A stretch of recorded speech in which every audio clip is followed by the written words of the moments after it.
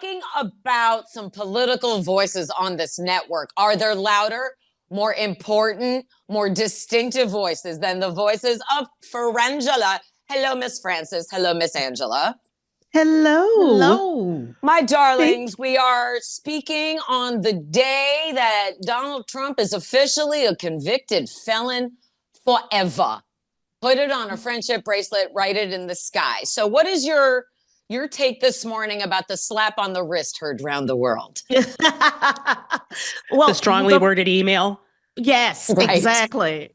You know, what I find so galling, and that every person who has ever been a part of the judicial system in any way is the fact that somebody with 34 felonies doesn't go to jail, isn't prevented from holding the office of President of the United States. Not getting fined. Not a fine, Not getting a not a ticket. fee, not a nothing. He don't gotta wear no kind of scarlet letter. He doesn't have to Yeah. pick up garbage on the highway. Nothing. No, or Nothing. pick up or wear one of those ankle bracelets. We didn't even get that. Nope, Okay, no, ma'am. Not even house arrest in Mar-a-Lago. Nothing.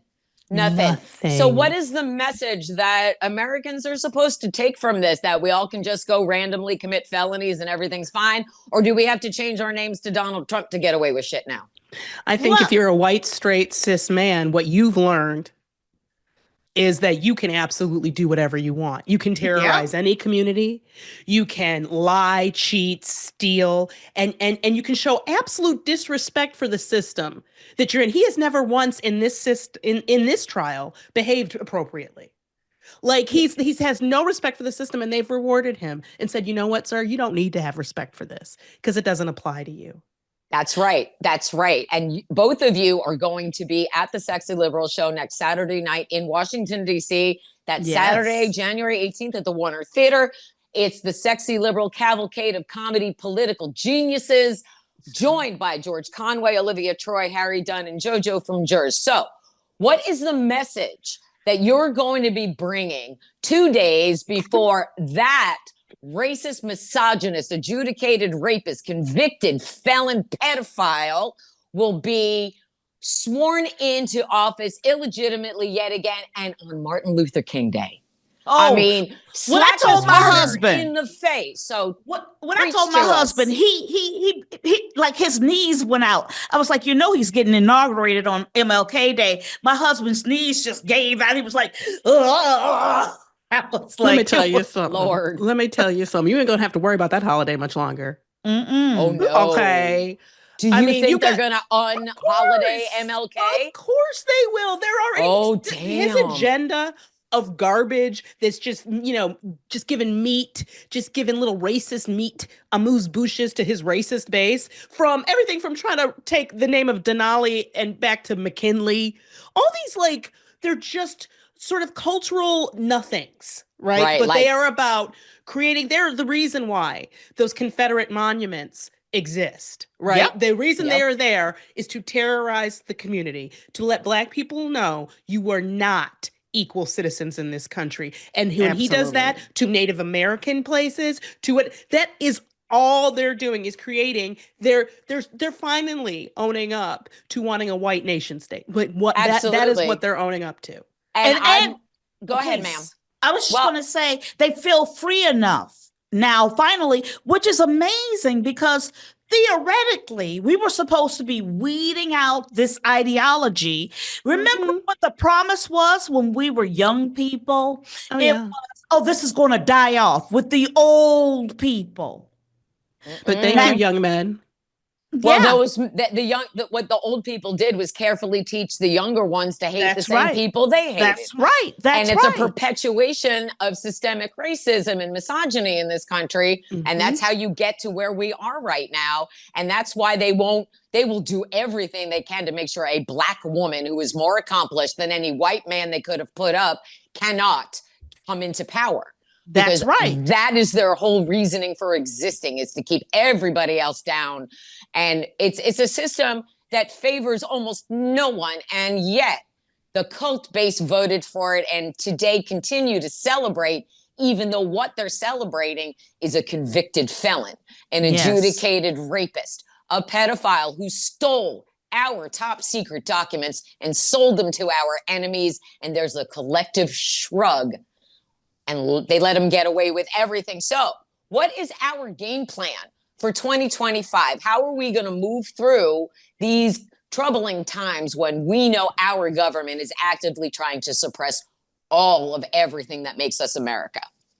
How are we fighting back? I think that we fight back with our voices, with our presence.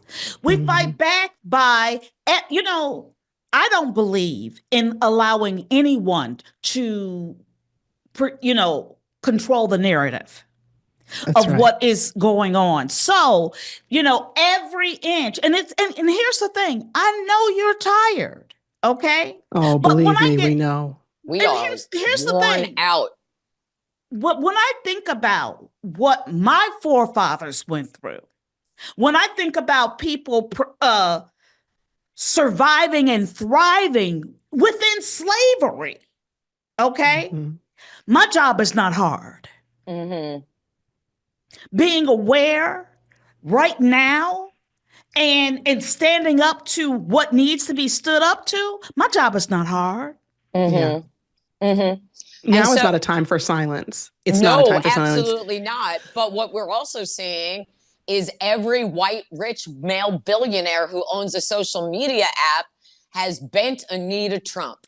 They've donated millions of dollars to his inaugural fund. They're currying favor with him so that maybe he won't tax them so much.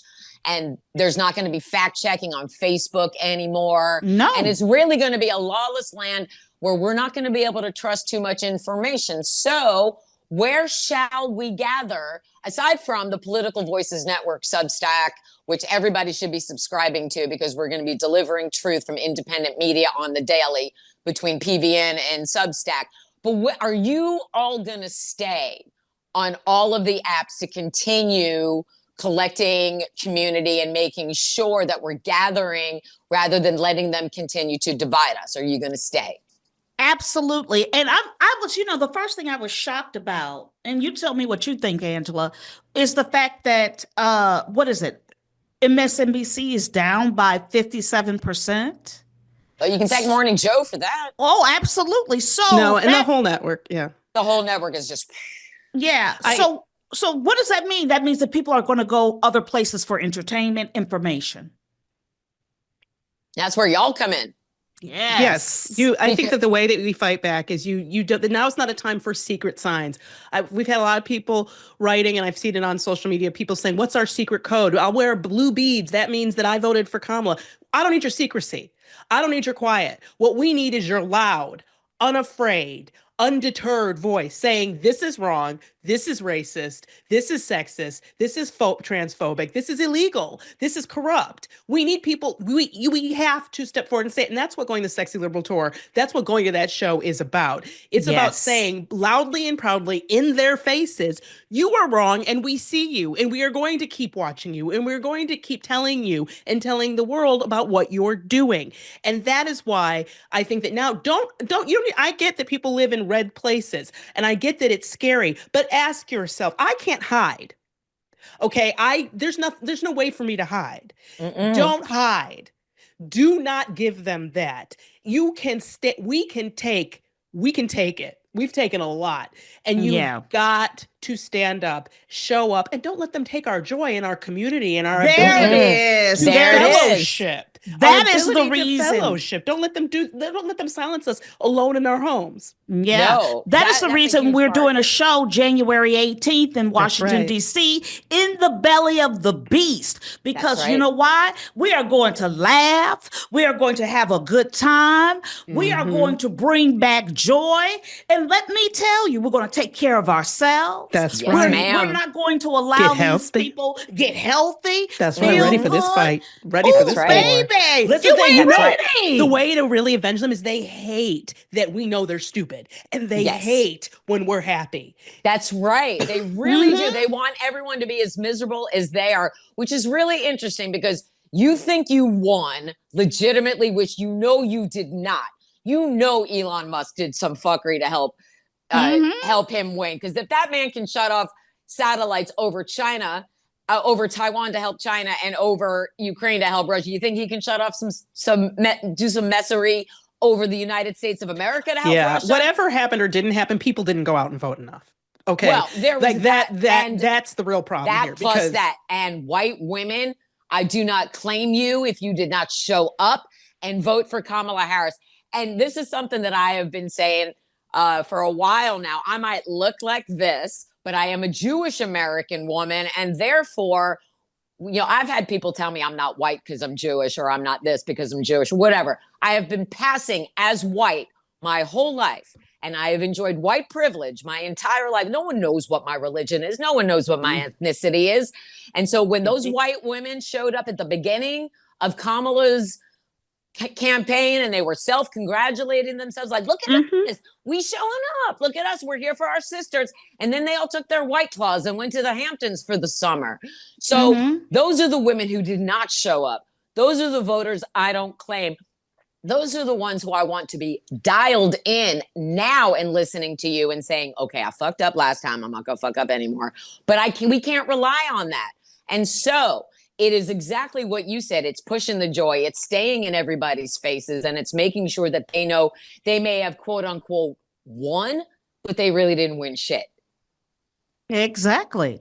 And this is the job. The work for us has always been the same, which is to satirize and punch up and to help and build community where we are. Absolutely. To stand in their faces. Like, no, you will not disrespect me, and I just hang my head. No, we are not. They think that we're going to hang our heads for 4 years. They're out of their mind. We didn't do that last time. I am not that Negro. Yes, ma'am. And I will stand next to you forever and ever, as long as there is breath in this body. I am pushing back against fascism, and we are not letting them whitewash this history. We are not letting them rewrite our history. This country was built on the backs of Black women, and I will say that to my dying breath. And I will make sure that we are screaming the truth, because right now what we have to do is be louder than MAGA, louder and stronger. And they're not going to divide us. They're actually, by doing this, they're making us stronger. They're making us more connected. Tara, I was telling Angela and everybody on Stephanie Miller, we were talking about, I don't know if you watched the show Silo. Oh yeah, no, I have that on my queue. A friend of mine said, you need to watch Silo. You have to get into it. Yeah, well, the whole point of the show, and I'm not giving anything big away, is that they don't want there to be any collective memory.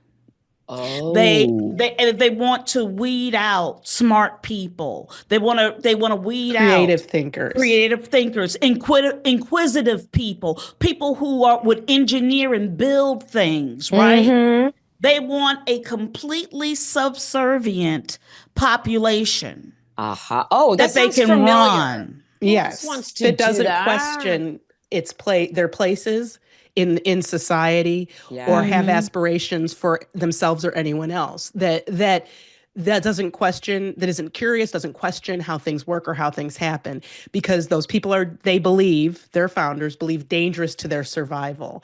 And the thing is that I think that we struggle with that a lot in this country, in terms of thinking like, oh, well, I have to give up. It's sort of the 9/11 of it.